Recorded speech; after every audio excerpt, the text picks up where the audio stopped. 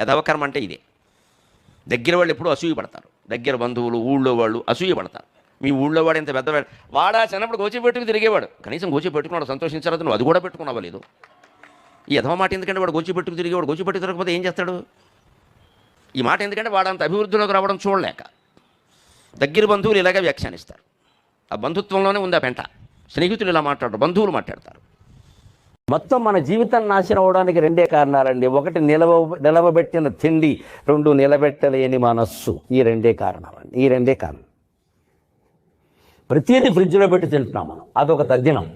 దాన్ని మైక్రోవేవ్లో పెట్టి వేడి చేస్తున్నాం, ఇది మాలయ పక్షాల్లో మహాతద్దినం. ఓ పక్క చల్లబెట్టడం ఒక తద్దినం అయితే, దాన్ని వేడి చేయడం ఇంకో తద్దినం. చల్లబెట్టడం వల్ల కొన్ని క్రిములు ప్రవేశించాయి, వేడి చేయడం వల్ల ఇంకొన్ని ప్రవేశించాయి.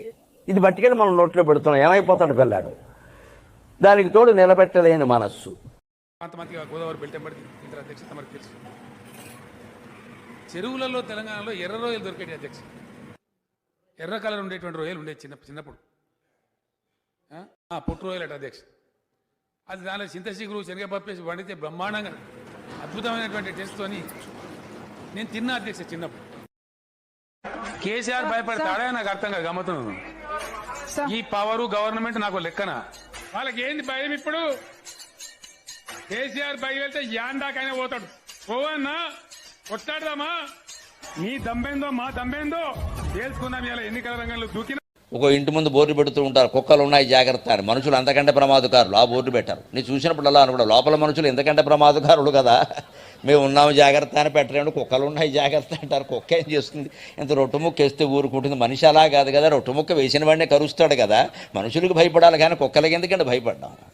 రొట్టుముక్క వేసిన వాడిని జీవితాంతం కుక్క గరవదండి. మరి అన్నం పెట్టిన వాడినే మనం ద్రోహం చేస్తున్నామే, ఉద్యోగం ఇచ్చిన వాడికే మనం ద్రోహం చేస్తున్నామే, పని ఇచ్చిన వాడికే మనం ద్రోహం చేస్తున్నామే, కంజనిచ్చిన వాడి జీవితంలో కొన్ని రకాలు మనం ఎలా ఉంటాయంటే, అయిపోయిన తర్వాత ఏడుస్తూ కూర్చున్నాం. ఇలా చేయకుండా ఉండాల్సింది, ఇలా ఆ ఏడుపు ఏదో ముందు ఏడుచుంటే బాగుండేది.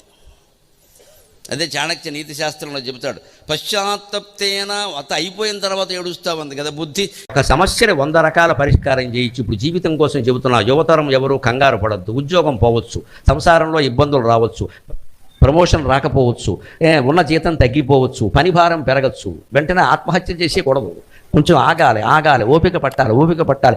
ఈ పరిష్కారం కాకపోతే ఇంకో పరిష్కారం ఉంటుంది సమస్య ఖచ్చితంగా. ఒకడు చెబితే విన్నవాడు ఇంకోళ్ళు చెబితే వింటారు. ప్రతి వాడికి ఒక గాడ్ ఫాదర్ ఉంటాడు, వాడు చేసి చెప్పించాలి. మన పిల్లలు మనం చెబితే వినరండి, కానీ వాళ్ళ ఫ్రెండ్స్ చెప్తే వింటారండి. అదొకటి. ఏం చేస్తాం అప్పుడు? ఏం చేయాలి? మనమే ఆ ఫ్రెండ్కి ఫోన్ చేసి వీడికి తెలియకుండా వాడిని రప్పించి వాడి కాళ్ళు పెట్టుకుని మా వాడికి గీతోపదేశం చేయరని చెప్పాలి. వాడు వింటాడు. వాడు మళ్ళీ వాళ్ళ నాన్న మాట వింటాడు, మన మాట వింటాడు. అదో సైకాలజీ. పెరట చెట్టు మందుకు పనికిరాదు, వాళ్ళ నాన్న వాడికి పనికిరాడు, మనం పనికొస్తాం. అందుకే నాయన నా గురించి ఈ పని చేయాలి, మీకు ఎందుకు ఊరుకోండి గురువుగారు, నేను చూసుకుంటాను అంటాడు. చూసుకుంటాడు ఖచ్చితంగా.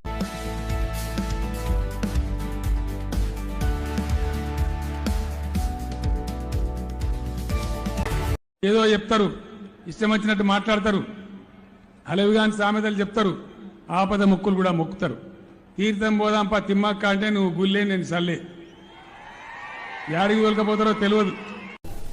శివుడికి 2 భార్యలను పెట్టేశారు అర్థం కాదు. గంగ కేవలం శివుడి నెత్తి మీద ఒక సూట్ కేసు కాసేపు భరించాడు. ఆవిడ భార్య అంటారేమిటండి అర్థం లేకుండా. నెత్తి మీద పెట్టుకున్న వాళ్ళ భార్యలు అయితే ప్రతి వాళ్ళు అవుతారు. ఇక్కడ ఆయన ఆకాశం నుంచి పడుతుంటే భరించాడు. ఆయన గంగ భార్య ఎలా అవుతుందండి?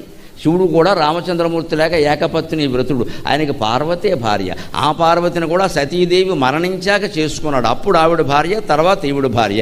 జనాలందరికీ పెద్దయ్యే కొద్దీ అన్నం పెరుగుతా ఉంది, ఆస్తులు పెరుగుతా ఉన్నాయా? నేను పెద్దయ్యే కొద్దీ ఏంటి అప్పులు పెరుగుతా ఉన్నాయా, బాధ్యతలు పెరుగుతా ఉన్నాయా? అందబ్బా ఇదా 11,449 బస్సుల్లో 8,458 బస్సులు మీకోసం స్త్రీశక్తి కోసం కేటాయించాం. ప్రతి తల్లి అత్తింటిలోని తన కూతుర్ని ఉచిత బస్సులో వెళ్లి చూసి తిరిగి రావచ్చు, పైసా ఖర్చు లేదు. ప్రతి కోడలు అత్తతో కలిసి ఉచిత బస్సులో మార్కెట్కి పోయి సరుకులు కొనుక్కొని ఇంటికి పోయే పరిస్థితి వస్తుంది.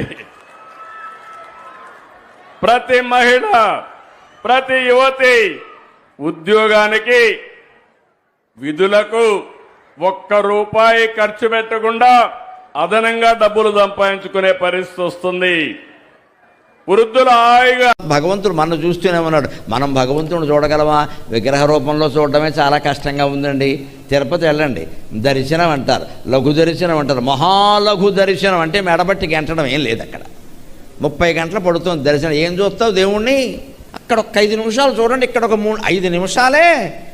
5 నిమిషాలు వెంకటేశ్వర స్వామి అలివేలు మంగళం చూడడానికే టైం లేదు అక్కడ. మనం ఎక్కడ చూస్తాం?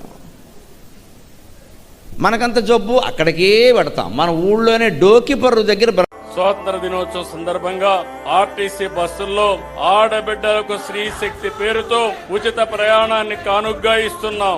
Palle Velugu, ultra Palle Velugu, city ordinary express, metro express బస్సుల్లో మహిళలకు ఉచితంగా ప్రయాణించవచ్చు. ఉచిత ప్రయాణంతో నెలకు 1000 రూపాయల నుంచి 2000 రూపాయల వరకు ఆడబిడ్డలకు ఆదా అవుతుంది. బ్రహ్మాండమైన వెంకటేశ్వరాలయం ఉందమ్మా. మీరు ఎవరైనా వెళ్ళారా? ఎంతమంది వెళ్తారు? చాలా తక్కువ, చాలా తక్కువ. మనకి ఎంతసేపు డోకుపెర్ర పనికిరాదు, డోక్కుంటూ అక్కడికి వెళ్ళాల్సిందే. ఇది మన అజ్ఞానం. ఇది డోకుపెర్రలో ఎవడున్నాడో తిరుపతిలోనూ ఆయనే ఉన్నాడు. అక్కడ నీ అజ్ఞానం అది.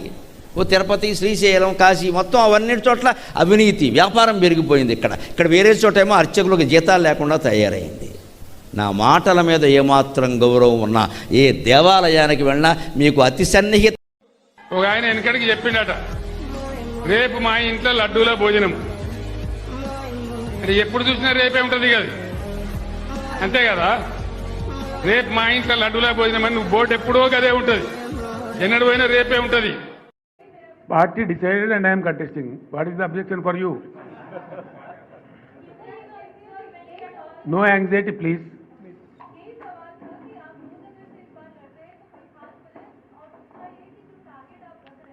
आप केसीआर का हिस्ट्री जानते हैं, ठीक है ना? मैं करीमनगर से भी कंटेस्ट किया, जीत गया एमपी के लिए. रिवर्स में महबूब नगर से कंटेस्ट करके वहां से भी जीत गया. हमारा कामारेड्डी का एमएलए का रिक्वेस्ट था, personally met me and current ఛార్జీలు 9 సార్లు పెంచి బాధుడే బాధుడు. ఆర్టీసీ ఛార్జీలు 3 సార్లు పెంచి బాధుడే బాధుడు. ఇంటి పన్ను, చెత్త పన్ను, మరుగుదొడ్డు పన్ను, ఇంకా తొందరలో ఇంట్లో ఉన్న కుక్కకు కూడా పన్నేస్తాడు ఈ జగన్. ఇంకా క్వార్టర్ బాటిల్ కూడా వదలబెట్లా. భూమ్ పైన కూడా బాధుడే బాధుడు. ఇంకా కటింగ్ మాస్టర్ అన్నాను కదా, అన్న క్యాంటీన్ కట్, పెళ్లి కానుక కట్, చంద్రన బీమా కట్, 6 లక్షల వృద్ధులకు రావాల్సిన pension cut, best available school. తెలంగాణలో 3 తోకలు లేరు, 3 ఎమ్మెల్యే లేరు. కూలగొడుతాం మిమ్మల్ని. ఎట్లా కూలగొడతాం? అగు తీసేస్తాం మిమ్మల్ని. అంటే మీకు పోగాలం వచ్చిందని మాట అర్థం. ఈ మాటలు ఎవరు మాట్లాడతారు అధ్యక్ష? ఎవరు బెదిరిస్తారు ప్రజాస్వామ్యంలో?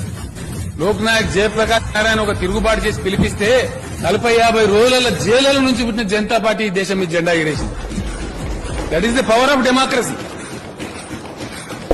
Yes, that is the power of democracy. చూపిస్తారు ప్రజలు. అరగుండు వెధవా, ఏమిటి అహంకారం చేస్తా? నువ్వు తోక దాడిస్తున్నావా? పేక తెగ్గొస్తాను, జాగ్రత్త. నోరు ముయి సన్నాసి పీనుగా. చేతులకి చెప్పులేసుకుని కాలి వేళ కుంగరాలు పెట్టుకున్నాడు మొహం నువ్వును.